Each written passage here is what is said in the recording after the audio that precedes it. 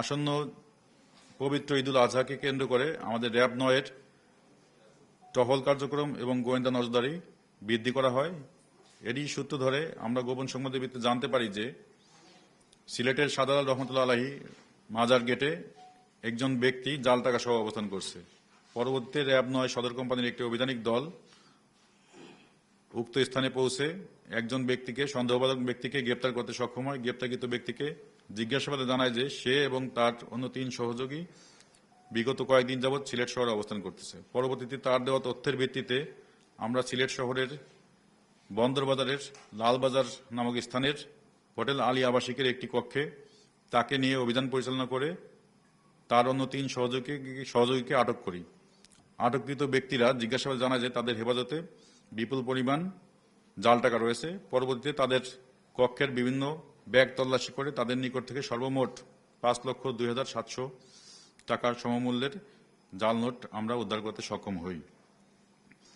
জিজ্ঞাসাবাদে এই চক্রের সদস্যরা তাদের এই জাল নোট ছড়িয়ে দেওয়ার বিভিন্ন কৌশল সম্পর্কে আমাদেরকে অবগত করেছে। তারা সাধারণত জনসমাগম এবং ছোট ছোট দোকানকে টার্গেট করত। তারা কম মূল্যের জিনিসপত্র কিনে সেখানে বড় অঙ্কের নোট যেমন ৫০০ বা ১,০০০ টাকার নোট সরবরাহ করে ভাঙতি হিসেবে যে টাকাটা আসল টাকা নিত সেটা নেওয়া হয়েছিল তাদের মূল লক্ষ্য। এই চক্রটি দীর্ঘদিন যাবৎ মানুষকে প্রতারিত করে সাধারণ মানুষের সাথে প্রতারণা করে আসছে। বিশেষ করে উৎসবের সময় এবং বিভিন্ন ধরনের অনুষ্ঠানের সময়, বড় বড় অনুষ্ঠানের সময় এই চক্রটি সক্রিয় হয়ে ওঠে।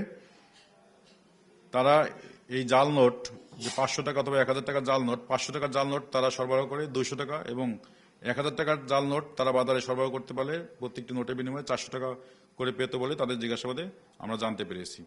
এই চক্রটি যে মূল রুট সেটাকে গ্রেপ্তারের লক্ষ্যে আমাদের পরবর্তী অভিযান অব্যাহত থাকবে। আমরা তাদেরকে ধরার চেষ্টা করছি।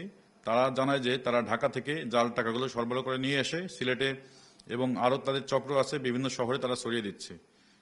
আমাদের আর যে ৪ জনকে গ্রেপ্তার করা হয়েছে সেই ৪ জনের বিরুদ্ধে দেশের প্রচলিত আইনে সিলেট জেলার কোতোয়ালি থানায় মামলা চলমান রয়েছে এবং আমাদের এই র্যাব ৯-এর যে অভিযান, পরবর্তী যে অভিযান সেটাও অব্যাহত রয়েছে। আমরা সাধারণত বলি যে সবাইকে এটুকুই বলি যে আপনারা লেনদেনের ক্ষেত্রে সচেষ্ট হবেন এবং সতর্ক থাকবেন। এ ধরনের জাল নোট অথবা সন্দেহভাজন কোনো ব্যক্তিকে যদি আপনারা পান অবশ্যই আমাদের আইন শৃঙ্খলা বাহিনীকে অবগত করবেন।